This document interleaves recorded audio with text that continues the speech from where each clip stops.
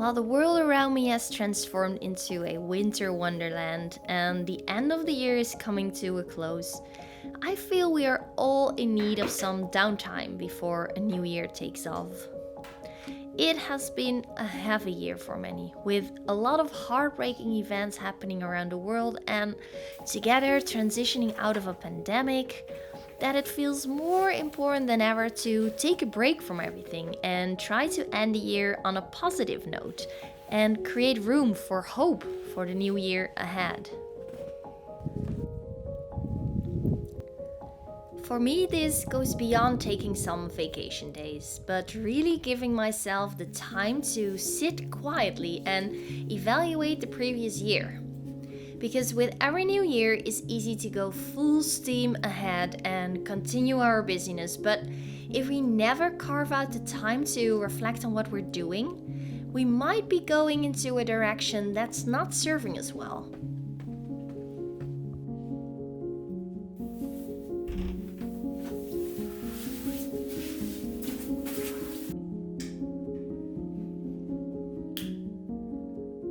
Also, if we would take a moment and think about what we loved about the previous year, what worked well, what didn't work well, and what we do not want to repeat, we might see it was a really full year with some wonderful things that happened.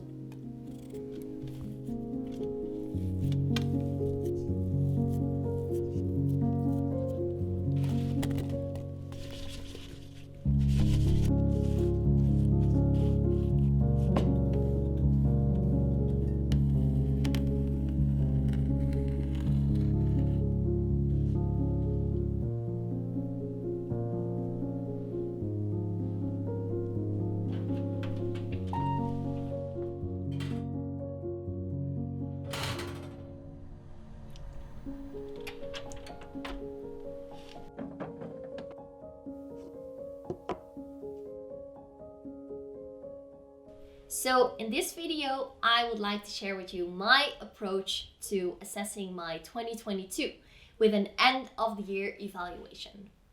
Rather than setting goals already for the next year, I will first spend some downtime on taking audit of the past year. By dedicating this time to reflect on what's working for me and what's not, I hope to be entering the new year with intention and lightness.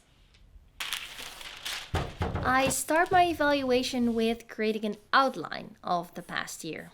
For every month, I write down all the things I'm proud of and all the moments I've really enjoyed.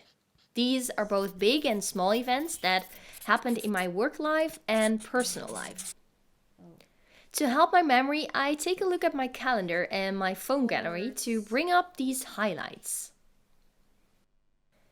After writing down my wins, for lack of a better word, for the last 12 months, I do the same for my pain points, or to put it differently, all the things that didn't really work looking back on them now.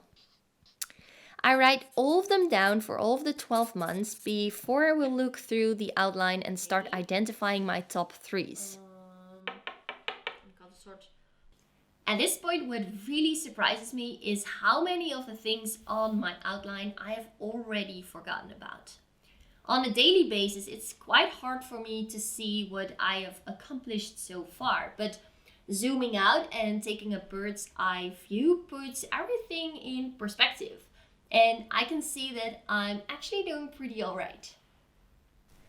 Now, for identifying my top threes, I both make a list for my top 3 wins and top 3 pain points.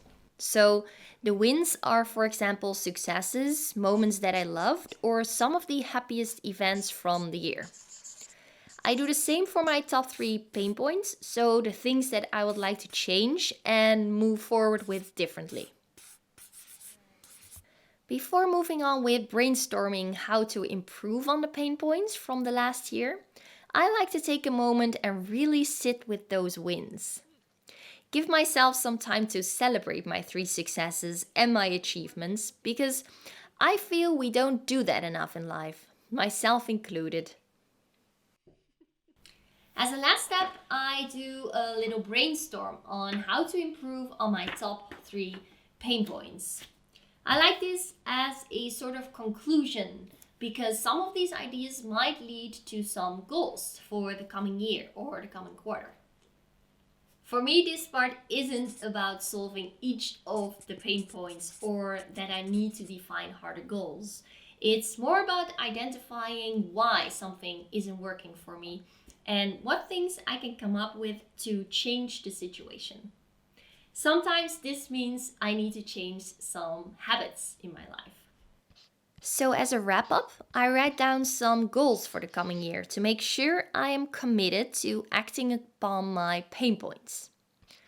The best part of doing an evaluation like this is that you'll become really aware of the things you want more of in your life.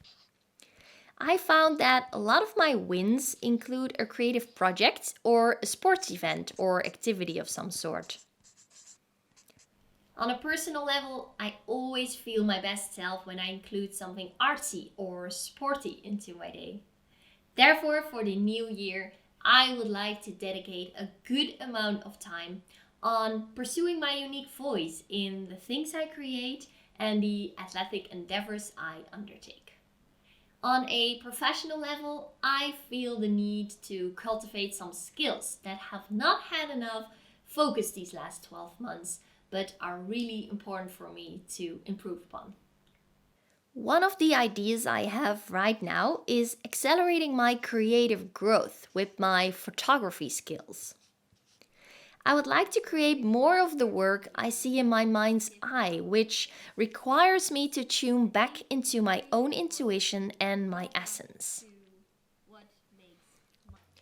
For me, taking the time to sit quietly and think about what I loved about the year, what worked well, what didn't work well, and what I want to continue doing really helps me with starting the new year with intention and honor where I'm at right now in my life. So, if you could make it happen for yourself, I highly recommend dedicating some time to reflect on your personal and professional endeavors of 2022 before the new year arrives.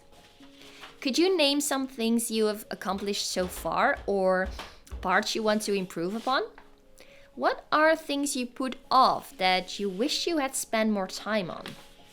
Who are the people that you enjoyed sharing your time with the most? And also, really take a moment to celebrate what you have accomplished, big and small.